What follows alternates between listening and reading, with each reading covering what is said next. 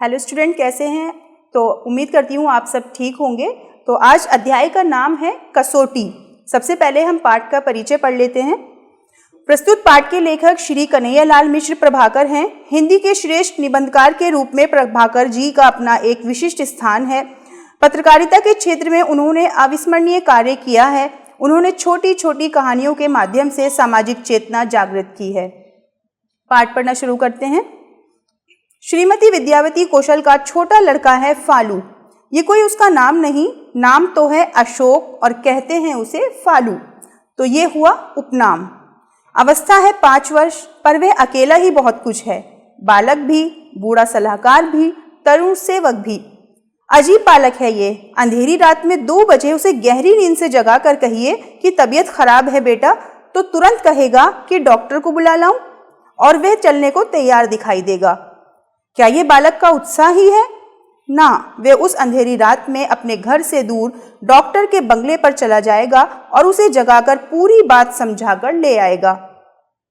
1948 की बात है। मसूरी में हम तीनों घूमने चले। बसंत सिनेमा के पास ही बच्चों का खेल घर। क्या देखता हूँ, एक नौकर किसी धनी परिवार के 2 बालकों को लिए खड़ा है। बालक 8-10 वर्ष के, स्वस्थ, मोटे ताजे। नौकर उनसे कह रहा है, जाओ खेल घर में झूलो खेलो। वे नहीं जाते। खेलने के लिए वे घर से आए हैं। नौकर उन्हें उकसा रहा है। सामने ही उनसे छोटे छोटे बालक खेल खिलक रहे हैं, फिर उनमें झिझक क्यों है? मैं ठिठक गया, देखता रहा, पर वे बालक नहीं बढ़े।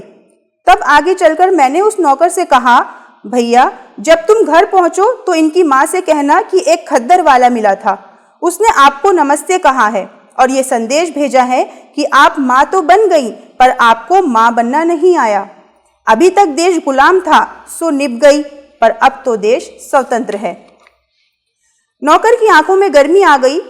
क्यों आप ऐसी बात कहते हैं? अरे भाई, वे समझदार माँ होती तो उनके बच्चे इतने डरपोक ना होते कि खेलघर में जाते हुए भी घबराएं। मैंने कहा, बच्चे तो बाबू साहब सभी के झिझकते हैं, क्या आपका नहीं झिझकता? नौकर ने मुझे एक ललकार सी दी। मैंने फालू की तरफ देखा। वे खेलघर को ताक रहा था। बढ़ावा देते हुए मैंने कहा, फालू हम घूमने जा रहे हैं, तू जा झूल खेल, हम लौटते समय रात में तुझे ले लेंगे। सुनते ही फालू दौड़ गया और लंबे तख्ते पर उछल कर जा चढ़ा। नौकर झेंपा सा कि हम चले। फालू की किलकारी दूर तक हमें सुनाई देती रही। खेलघर 9 बजे बंद होता है। उससे पहले हमें लौटना था, पर कोई मिल गया। हम 9:30 बजे खेलघर पहुंचे।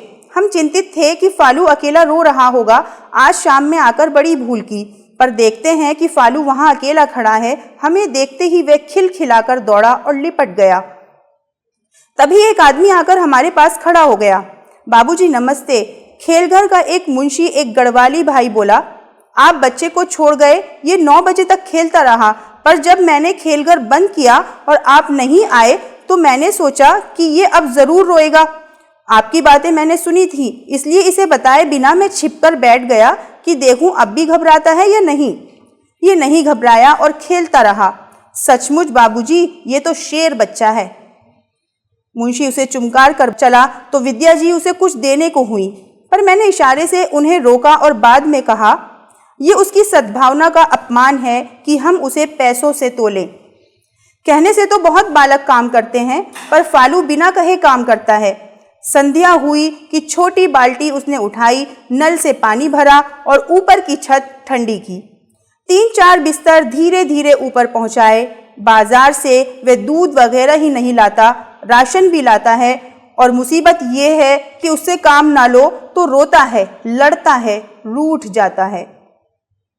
फालू का एक और भाई है, उससे बड़ा। वे अक्सर अपने नाना के घर रहता है। परीक्षाएं निपटी तो उसका ये भाई कुछ दिन के लिए आ गया।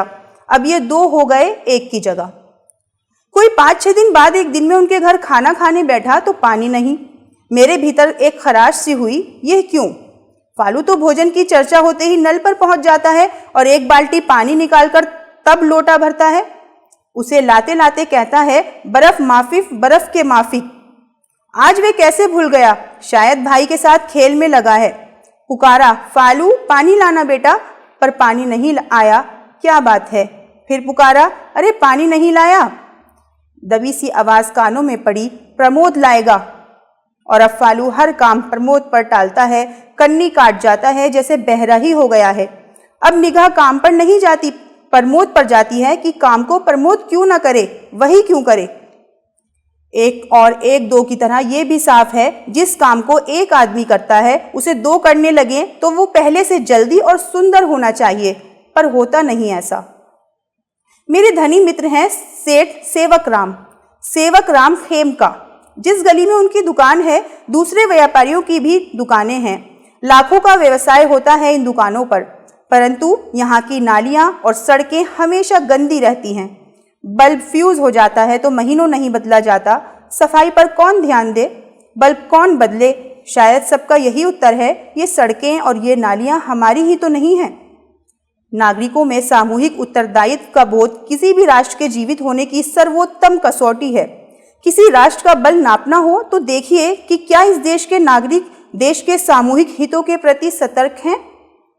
इस प्रश्न का उत्तर यदि हाँ है तो देश जीवित है और उसका भविष्य उज्जवल है, नहीं तो देश स्वार्थी नागरिकों के द्वारा किसी भी दिन बिक सकता है। अपने स्वतंत्र देश के सामूहिक हितों के प्रति क्या हम अपनी जिम्मेदारी अनुभव करते हैं, और अनुभव करते हैं तो क्या उसे निभाते हैं? स्वयं अपने से पूछिए और स्वयं ही उसका उत्तर दीजिए। पाठ का नाम है कसौटी। पाठ के लेखक हैं कन्हैया लाल मिश्र प्रभाकर। तो इस अध्याय में उन्होंने फालू की कहानी के जरिए अपने कर्तव्यों के प्रति जागरूक रहने की हमें शिक्षा दी है। तो हमें हमेशा अपने कर्तव्यों का पालन करना चाहिए, फिर चाहे वो राष्ट्र के लिए हो या स्वयं के लिए। स्वार्थ के भाव को, अहंकार को त्याग कर हमें अपने देश के प्रति सतर्क रहना होगा, तभी हम देश के आदर्श नागरिक बन पाएंगे।